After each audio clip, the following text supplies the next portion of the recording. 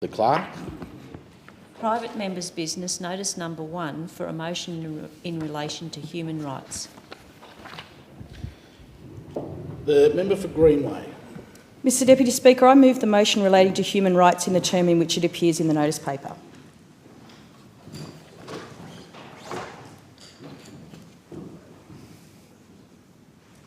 Is there a seconder? A second, Jill. Jill. The member has the call. Thank you, Deputy Speaker. In moving this motion, I want to focus on Australia's strong record of supporting human rights and ensuring justice, equity, accountability and reconciliation.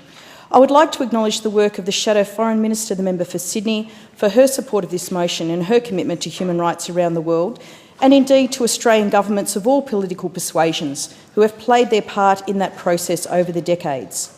3 weeks ago, I was joined by members of this parliament from all sides of politics, Labor, Liberal, the Greens and other minor parties and independents, to discuss human rights in Sri Lanka with visiting Tamil National Alliance MP Mr M.A. Simanthiran.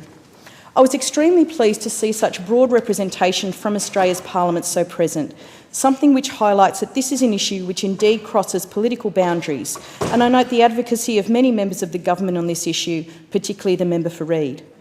This is a motion I particularly have pursued because my electorate of Greenway is a home to a large Sri Lankan population. Many have fled persecution, had family members flee during the Civil War, or still have family living in an unreconciled homeland. Ultimate reconciliation of Sri Lanka and active accountability processes to acknowledge the injustices that were and still occurring are therefore major concerns. For some time now, I have been on the record supporting the cause of human rights in Sri Lanka and accountability for the atrocities committed by all sides in that conflict. I wish to stress, Mr Deputy Speaker, this is about reconciliation in terms of the acts of all sides of the conflict. I made this point to the former Foreign Minister Bob Carr and expressed my preference for Australia to reconsider its involvement in the recent Chogam event, but I was told of Australia's preference for engagement over isolation, a perfectly valid one which I can respect. I made similar representations to the current Foreign Minister, and I noted publicly that while this was a decision consistent with Labor in office, my hope was that human rights would continue to be on Australia's agenda. So this is now a process of engagement, and as such I urge the Australian Government to maintain Australia's strong record for support of human rights in Sri Lanka at the upcoming 25th session of the Human Rights Council. I also want to bring to the attention of the Parliament, Mr Deputy Speaker, today a letter has gone to the Prime Minister from a number of eminent Australians across the political divide, including the Honourable John Dowd, AOQC, former New South Wales Attorney-General, the Honourable Gareth Evans, Malcolm Fraser, Owen Harries, the former Australian Ambassador to UNESCO, Jeffrey Robertson QC and Gordon Weiss, the Adjunct Professor at Griffith University and founding advisor and consultant to the Expert International Crimes Evidence Project. I wish to quote one of the paragraphs in their letter. This resolution is of real relevance to all citizens of Sri Lanka. Any credible investigation into violations committed by both sides would provide all Sri Lankan communities the space and environment to come to terms with crimes committed in their respective names.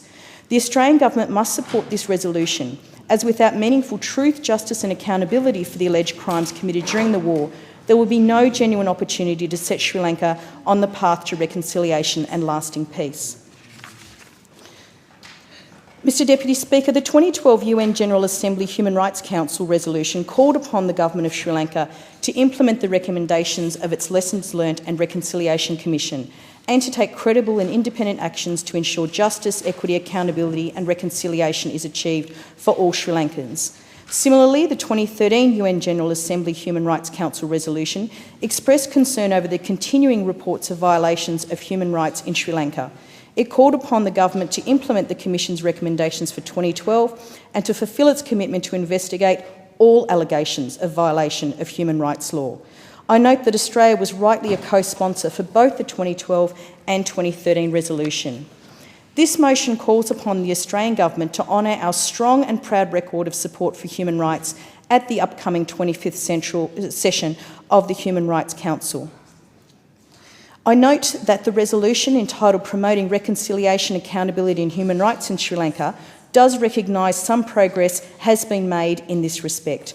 It calls upon the Sri Lankan Government to continue to do this. It also reiterates that it take all necessary steps to fulfil its obligations under the Lessons Learnt and Reconciliation Commission. I believe that accountability and transparency is crucial for reconciliation to be achieved in Sri Lanka. An important step towards this is an investigation into the atrocities performed by all sides during the Civil War.